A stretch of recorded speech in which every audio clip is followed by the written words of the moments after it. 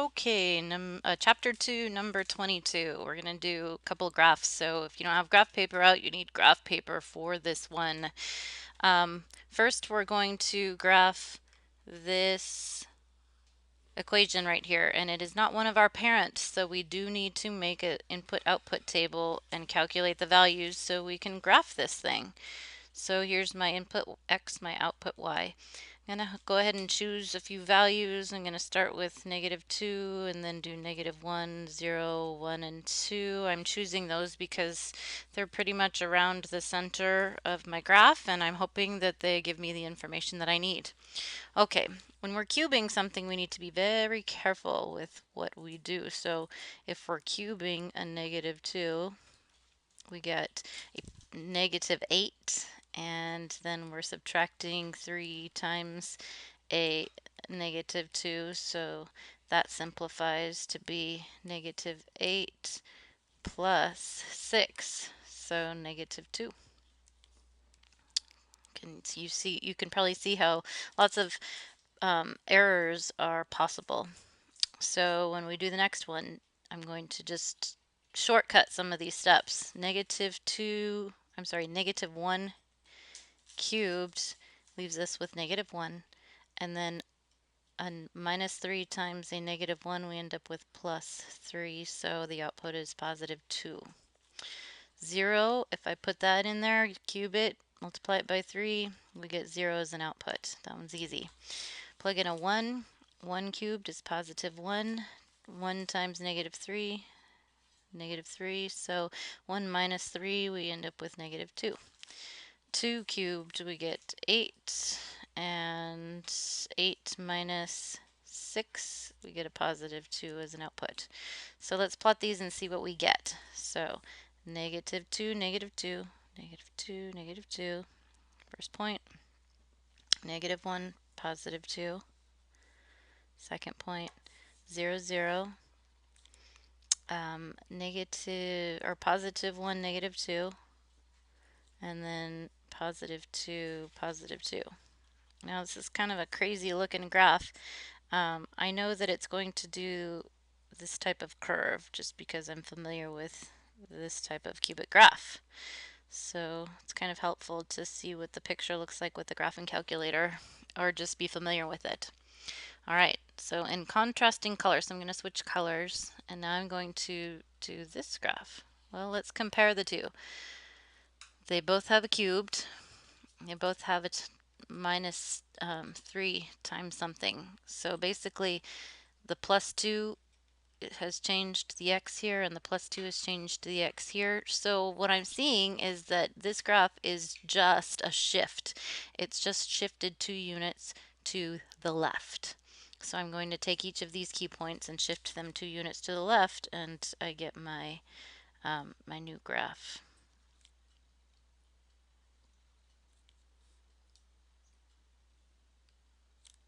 So there we have it. Okay, now this part, this can be very confusing, this part of the instructions, so I'm glad I'm going over it on this video. It's saying if we have this function be called f of x, write an expression for the shift in terms of f of x and call it g of x. Okay, so we're going to call this function g of x, and we're going to write it using f of x and the shift. So it ends up being g of x is what we, if we take f of x and do the +2 shift. There we go. It moves, that tells us to move function f of x to the left 2 spaces. All right, moving on to this one. Okay, this graph should, when we're done graphing it, look like an absolute value function. So we're going to draw the piecewise function and then write it in terms of an absolute value function. So this one has a slope of -2, this one has a slope of +2, and this one exists below the value of 3. So from the left going to the right, so here's where 3 is.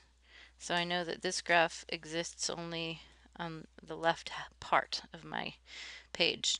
Its intercept is at 7, so here's 5, 6, 7.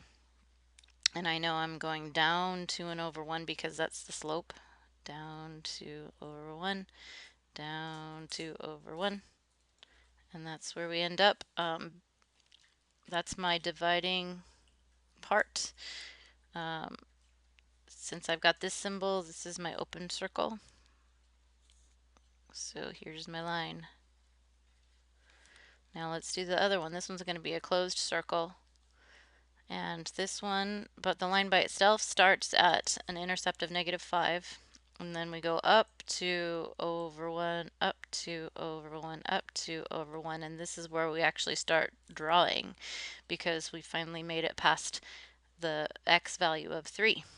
So up 2 over 1 and so on. So there's our V shape. It's an absolute value graph. Okay, well, let's make the equation of this. The parent of this absolute value graph is y is equal to absolute value of x. So we've got some changes going on here. One change is that it's stretched up. Instead of going over 1 and up 1, it's over 1 and up 2. It's stretched by a factor of 2. And then it's also got its vertex from 0, 0 shifted 3 to the right. And so in the brackets, I'm going to do x minus 3 to get the shift to the right, and then up 1. So I've got a plus 1 out at the end. And so that's the function for A. So B, shift this thing 5 units to the left and 3 units down. So let's change colors. How about purple? Here we go. So 5 to the left, 1, 2, 3, 4, 5, and 3 down, 1, 2, 3. That's where I'm going to put my new vertex, and it goes up at the same slope. Okay, so the equation for this one is almost the same.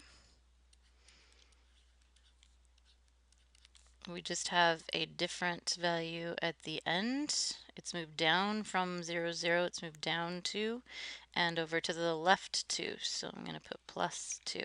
So there's the equation of that. And that says verify your solution on a graphing calculator. Well, if you don't have one, you can look it up on a computer, or you can see right here on the video that you have what I have. Okay, moving on to this one. Yay, a practice of law of sines and law of cosines. This is still a struggle for many of you, so we need to practice. Let's talk about which one's which. For this one, can we use the law of sines? Law of sines is the easier one. So when we use the law of sines is when we have a ratio, 2 pairs that can form a ratio of side and opposite angle. So here's my angle and here's my side. There's one pair. Here's a 10, nothing. Here's a 8, nothing. I do not have 2 pairs, so I'm going to have to use law of cosines for the first one. Well, how about the second one? I've got a 60-degree angle, so sine of 60 over x, that's a matching pair. Sine of 70 over 28, that's a matching pair. We're going to be able to use law of sines for B. So I want you for your homework to do that one on your own. Okay, but we're going to walk through carefully doing the law of cosines on A, because there are still several people who are badly messing up using the law of cosines. First of all, the angle that we're trying to find is what we're going to call angle C, and that means across from it is side C, and these will be our A and our B. So let's plug those in. So we get C squared, which is 6 squared, equals 8 squared plus 10 squared minus 2 times 8 times 10 times the cosine of x. Okay, and then we simplify. This becomes 36. Let's simplify this portion. 8 squared plus 10 squared is 164. Now let's simplify this part. So we have minus 160 cosine of x. Okay, here's where you need to pay very, very, very close attention, because this is what everybody's messing up on. Many people are subtracting right here. You cannot do that. This is one of the terms, and this is the other term. And this is not a like term with this. You cannot subtract. What we need to do first instead is subtract 164 from both sides. So make mental notes in your notes that this is what we need to do. We end up with negative 128, I believe, and that equals negative 160 times the cosine of x. Now to get that by itself, we divide by negative 160 on both sides. And the cosine of x is equal to a negative divided by a negative leaves us with positive 0.8. Then we do the inverse cosine of both sides, and the inverse cosine of 0.8. When we do the inverse cosine of that, it cancels out the cosine. So we end up with approximately, here do approximate sign, 36.9. Okay, so don't forget to do part B on your homework page. Let's go on to this one. Okay, the graph here. Now this 3 is supposed to be lifted a little bit to be an exponent. So this is a cubic to the power of 3. It says that we want to shift this 4 units further to the left and 7 units down. So write a new equation for that. Okay, so wherever this is, if I want to go 4 units to the left from here, it's going to be plus 4 in this area. So I've already got a plus 1, so that's going to become plus 5. And that's supposed to be a cubed. And the minus 5 is what we have now, 7 units down from there. If we're already at minus 5, we go 7 further down, then we end up at minus 12. And there we have it. Okay, and our last one, practicing expanding these things. Okay, so our index is n, and our argument is n squared, so we're going to take each of these and square them, and we're going from 1 to 4. So our first term, we're going to do 1 squared. The second one is 2 squared. Then 3 squared. And my final one, because this indicates to stop at 4, 4 squared. Now I need to simplify and add. So I get 1 plus 4 plus 9 plus 16. And what is that sum? 30. And that's how that's done. Okay, so I would like you to continue B and C for practice. And that's it.